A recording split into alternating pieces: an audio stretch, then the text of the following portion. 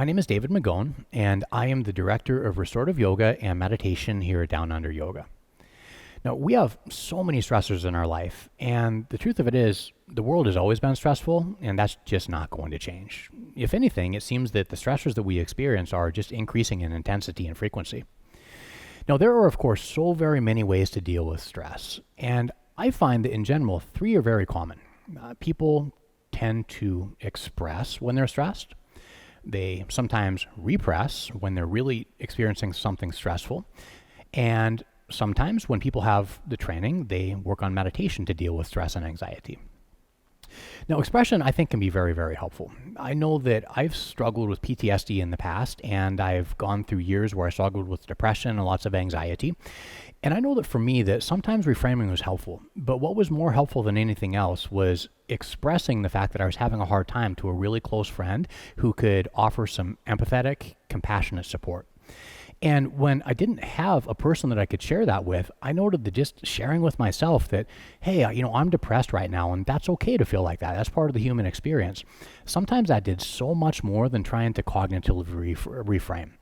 I know that sometimes when I just started by validating my experience, by expressing that I was having a hard time in those moments, that in and of itself really started to defuse things.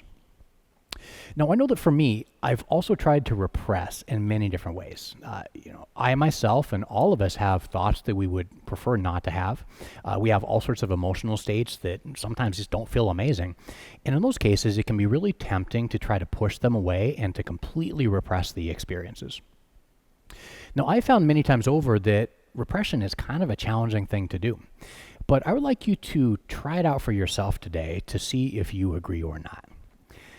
So for the moment, if you will, I'd like you to close your eyes, and I'll do this along with you.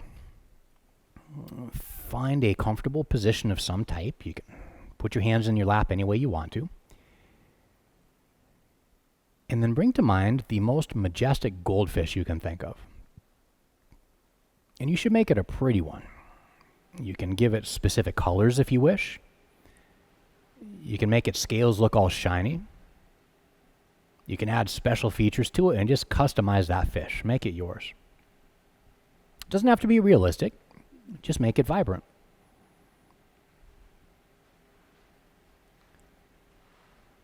And then once you have the image of that fish formed in your mind, for the next 30 seconds, I want you to, in no way, shape, or form, think about that fish. Completely block it out of your mind for the next 30 seconds of practice.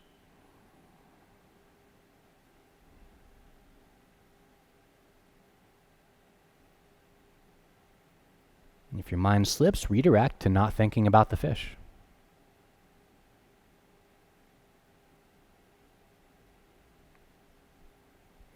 And then open up your eyes.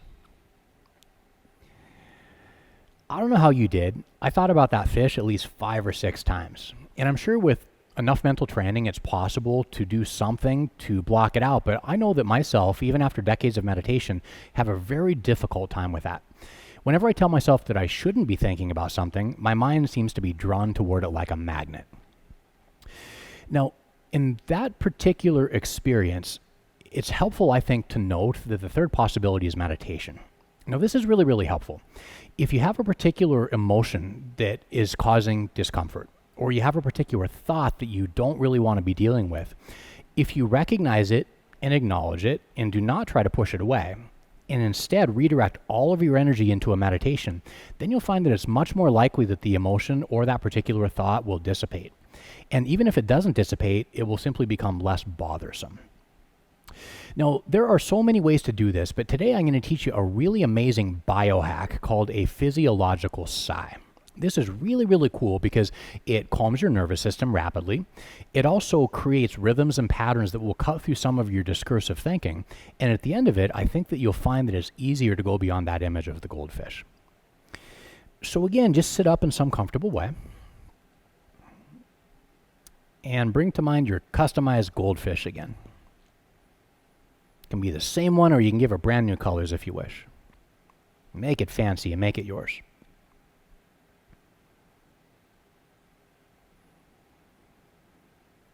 And then let that fish hover in your mind and thank it for being there. Say, hey, buddy, it's great that you showed up.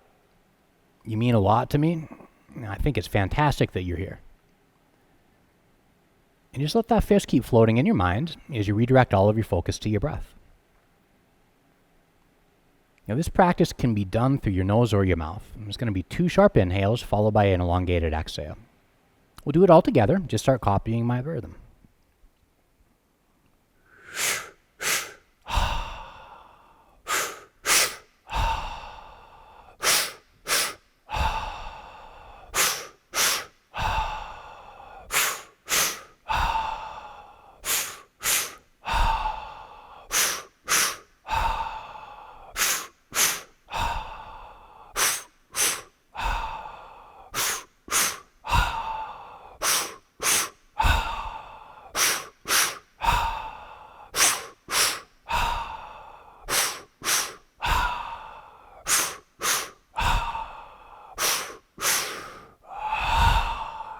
Fill your lungs to the top.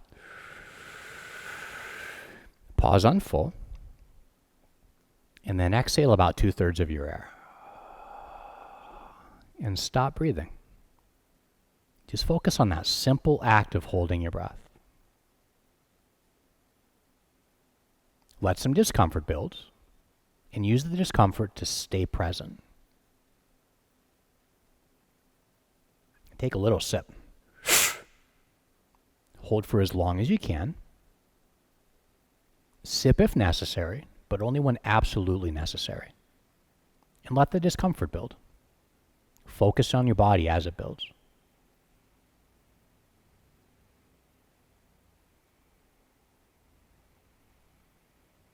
Just a few moments more. Breathe fully in. Hold your breath, squeeze all of your muscles, and push the pressure into your head.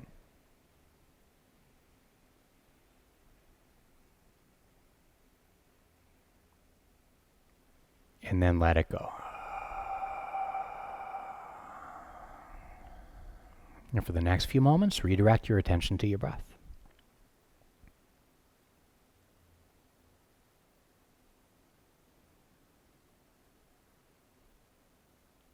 And whenever you're ready, then open up your eyes.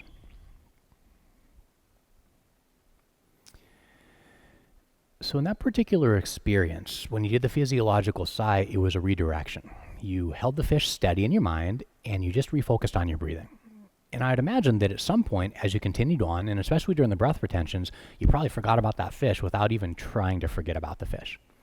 Now, it's really, really helpful because you can use that in so many different experiences where expressing is not totally doing the job when it comes to mitigating your stressors. It's also very helpful when you cannot repress, and I think it's a really amazing technique that you can do pretty much anywhere. In fact, Stanford University just published a research study that suggested that 5 minutes of that breathwork practice is more impactful from a mood-boosting perspective than 5 minutes of mindfulness-based meditation.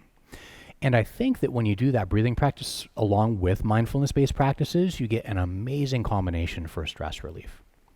So the next time you have something popping into your head that you just don't want to think about, I hope you remember that. Just take a few moments and do some triple breaths over and over again, an elongated breath retention at the end of it, and afterward, I will almost guarantee that you'll be a bit less stressed.